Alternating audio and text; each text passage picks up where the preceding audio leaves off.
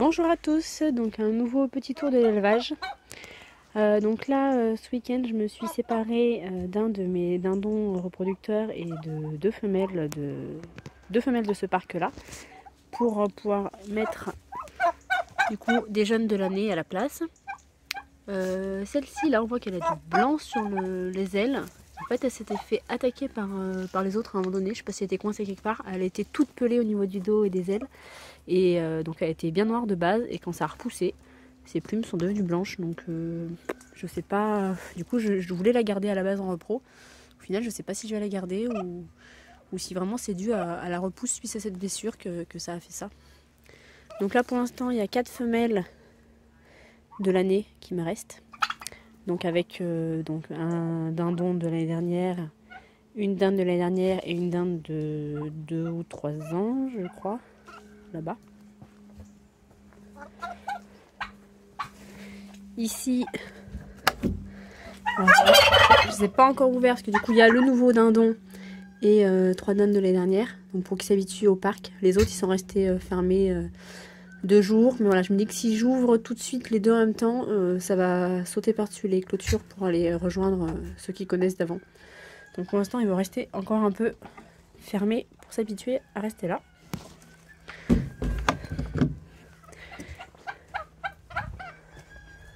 Donc elles, ce soir, je verrai bien si elles essayent de repasser dans le parc d'à côté, là où elles étaient avant en fait. Après c'est la galère pour les rechercher à la nuit tombée. Et donc là, j'ai mis du coup ceux qui sont nés début septembre. Donc pour l'instant, là, c'est ceux que j'ai identifiés comme étant des mâles. Oui, ils ont 2 mois, c'est ça. Ils sont comme des mâles. Et les autres pour l'instant, sont encore dans le garage. Voilà, les autres sont là. Bon, je pense qu'il y a encore il y a aussi des mâles dans le lot. Celui qui a une bague rouge, là, voilà. Au début, je l'avais noté comme mâle. Et puis au moment de le déplacer, j'ai eu un doute. Quand il y avait plusieurs mâles, ça se battait à l'intérieur. Là, du coup, j'ai laissé celui-là pour voir. Pour l'instant, il se bat pas avec d'autres. Alors, peut-être que j'aurai 5 mâles et 8 femelles. Bon, ça me paraîtrait surprenant qu'il n'y ait pas d'autres mâles. Donc, j'attends encore un petit peu. Et puis, dans une semaine ou 2, au fur et à mesure, ils iront avec les autres dans leur futur enclos. Alors, au niveau des lapins, donc je me suis décidée à potentiellement faire des expositions avec les Rex. Donc ce week-end on est allé chez un ami, celui qui a du coup récupéré le trio de dinde. On est allé faire tatouer des lapins. Donc là c'est pour ça qu'ils ont du noir dans les oreilles encore. Donc voilà, je verrai si j'en mets aux expos prochainement. Donc ça c'est tous les jeunes de 2 mois qu'il me reste. Là, j'ai un mâle de 5 ou 6 mois, je crois. A priori, lynx rose.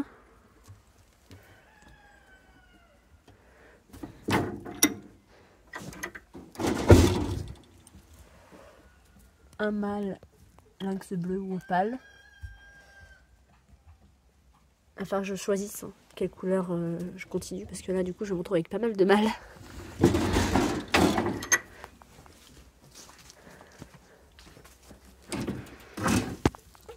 Un mâle zibeline que j'ai récupéré, et du coup là je mets toutes les femelles au fur et à mesure avec lui pour voir ce que ça donnera en coloris. Donc là c'est une femelle de l'année qui a à peu près 6 mois et qui est lynx rose a priori aussi.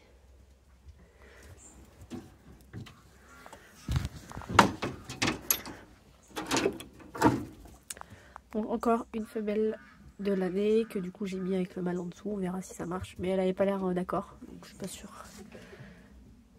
Donc castor,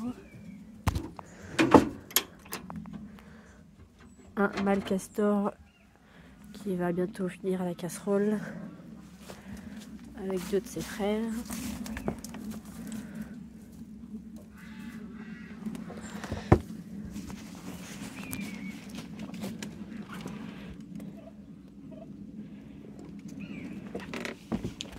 Après, j'ai une femelle bleue adulte, elle a 2 ou 3 ans.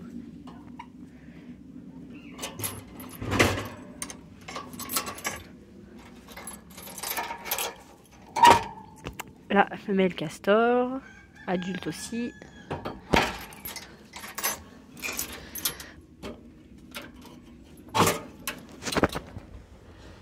Et la femelle opale ou lynx bleu.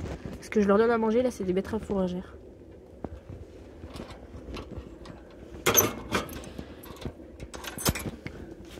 Donc en jeune, j'ai également une lapine fée, que j'ai aussi mise au mâle. Voilà, donc tous ceux qui sont nés cette année en avril et mai, là je les ai aussi fait tatouer. Donc oui, j'ai pas filmé le tatouage. Je pensais le faire et puis le moment venu, j'ai oublié parce que du coup il m'a montré comment faire et après j'en ai fait. Voilà. Et donc là, un lapin de 1 an mâle fait aussi. Voilà le tour des lapins. Donc oui, je filmerai la prochaine fois que je tatouerai comment ça marche. Alors dans ce parc, j'ai des poules bourbonnaises, pardon. Donc de l'année dernière, j'en ai 3. C'est mes seules reproductrices qui me restent. Toutes les autres, je m'en suis séparée. Et du coup, des jeunes de l'année. Donc là, il n'y a plus de coques dans ce parc pour éviter qu'ils les salissent et qu'ils abîment les plumes. Pour prévoir l'expo de Clairland où il y aura le championnat de la volaille bourbonnaise début février. Voilà, donc février pour nous, c'est pas l'idéal. Parce qu'avec les pluies, le froid, l'hiver, souvent les volailles blanches sont pas très blanches. Donc là, voilà, j'ai pas mis de coque pour essayer de limiter ce désagrément. Dans cette nouvelle volière qu'on a construite exprès pour des coques, donc là, il me reste 2 coques de l'année qui iront en expo.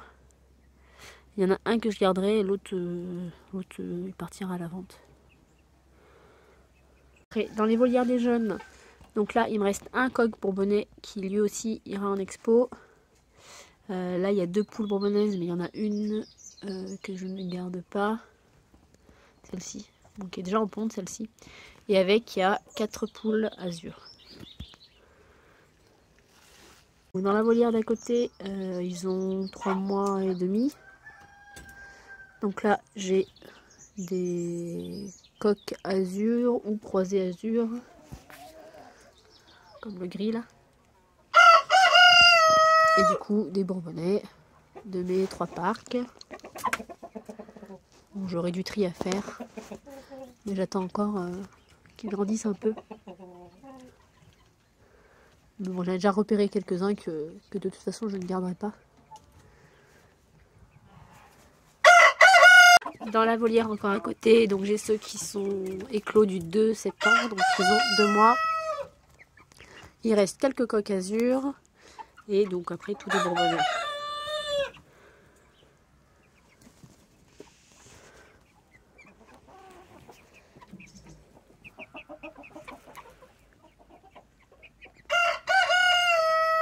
Donc ça, c'est mes derniers de l'année.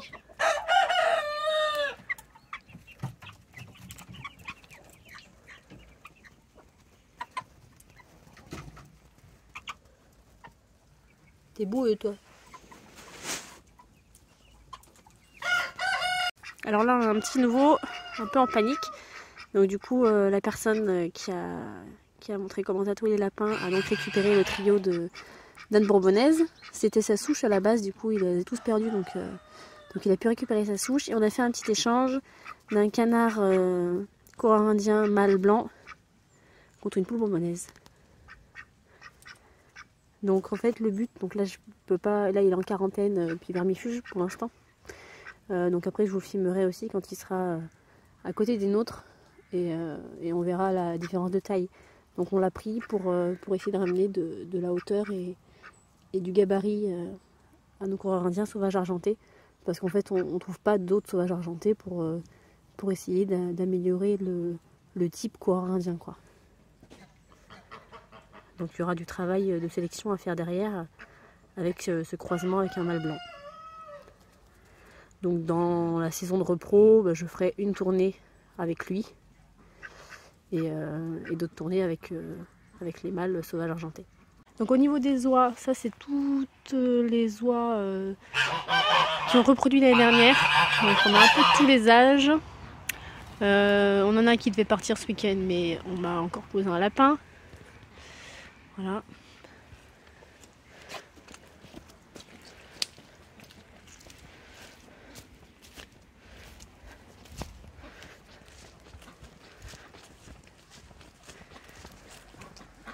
Là-haut qui se cache dans les ronces, il y a des canards de l'Allier, donc il y a des reproducteurs de l'année dernière.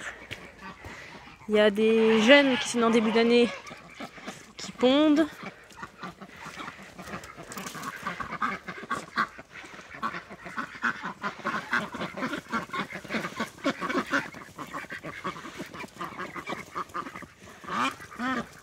Bon, voilà, ils aiment bien se cacher sous les ronces. Donc ici j'ai des jeunes oies de l'année. J'ai également un couple de canards de l'Allier de reproducteurs de l'année dernière. Enfin, même la canne est à 4 ans, donc c'est ma plus vieille canne. Et j'ai d'autres canards de l'Allier nés cette année.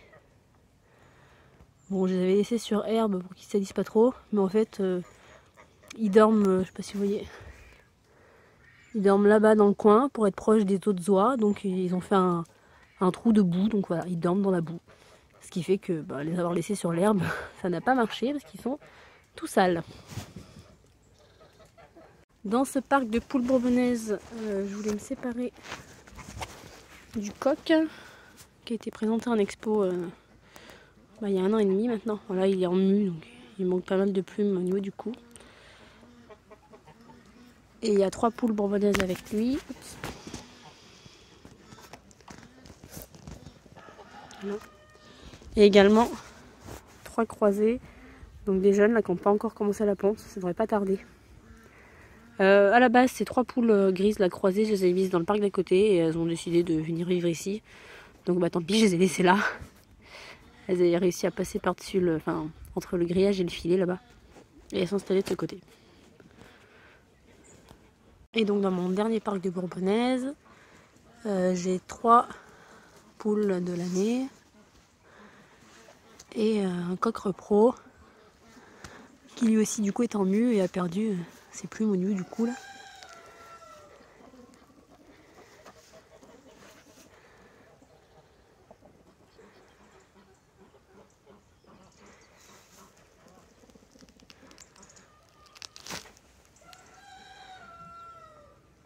Dans mes azurs, les poules sont en mue là, elles sont très moches. Du coup effectivement ça les a stoppées dans la pompe là, depuis 1 semaine.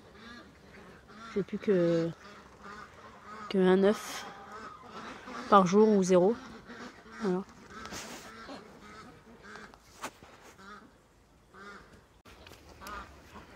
Donc voilà les oies, comme je vous expliquais, qui dorment à côté des autres là, donc qui ont fait leur petit trou de boue. Donc là c'est 2 jeunes de l'année, il y en a une partie qui doit partir aussi.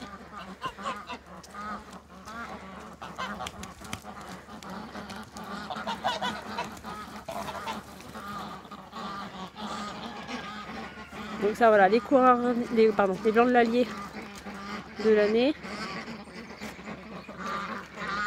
Et également ceux-là. Donc il m'en reste entre guillemets plus beaucoup de cette année. On essaye de faire des rotations de parc, mais en fait c'est tellement humide qu'ils abîment très vite. Donc là dans le sud à côté ça n'a pas encore suffisamment repoussé. Et puis de toute façon si je les mets là en 2 jours ils ont tout bousillé.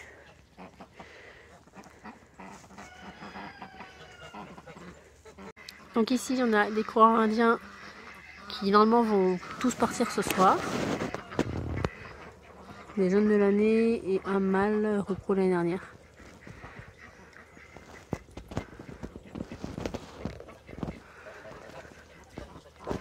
Et donc à côté, il y a mes futurs reproducteurs. Donc il y a 5 femelles de l'année dernière. Un mâle de l'année dernière et j'ai gardé un mâle de cette année et 5 femelles de cette année pour l'instant. On va voir de plus près. Alors du coup le mâle de cette année que je veux garder là, c'est celui-là. Il n'y a pas de bague officielle malheureusement parce que quand j'ai voulu baguer, il avait déjà plus grandi que les autres et c'était trop tard, je ne pouvais plus passer la bague. Donc elles sont déjà toutes en mule pour l'hiver, elles commencent à avoir tout leur plumage plus marron.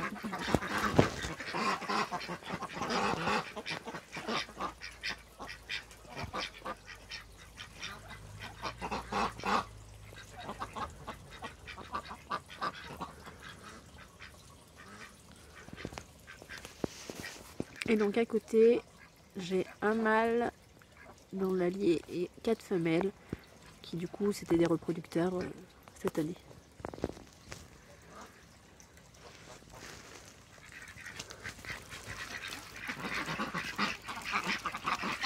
Donc je vous les montre pas souvent. Les ânes de Fifi.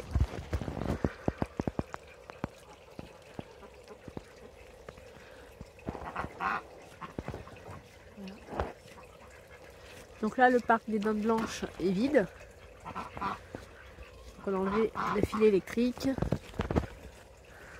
Et on voit bien que l'herbe elle repousse bien là. De toute façon on ne met rien d'autre dans l'année pour éviter de ramener toute maladie pour que les Dindes Blanches aient bien un parc vraiment dédié à elles.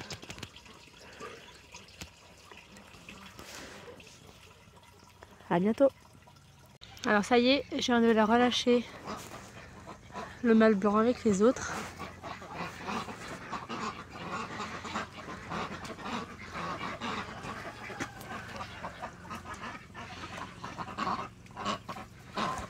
Donc là je dirais qu'il est à peu près de la même taille que notre mâle reproducteur là tout à droite.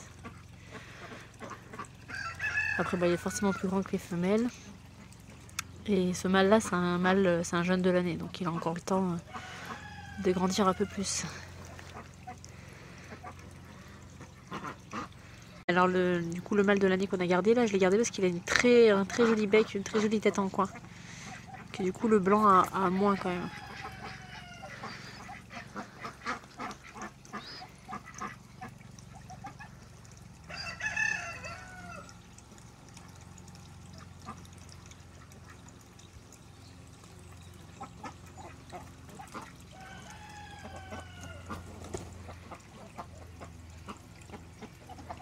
À bientôt.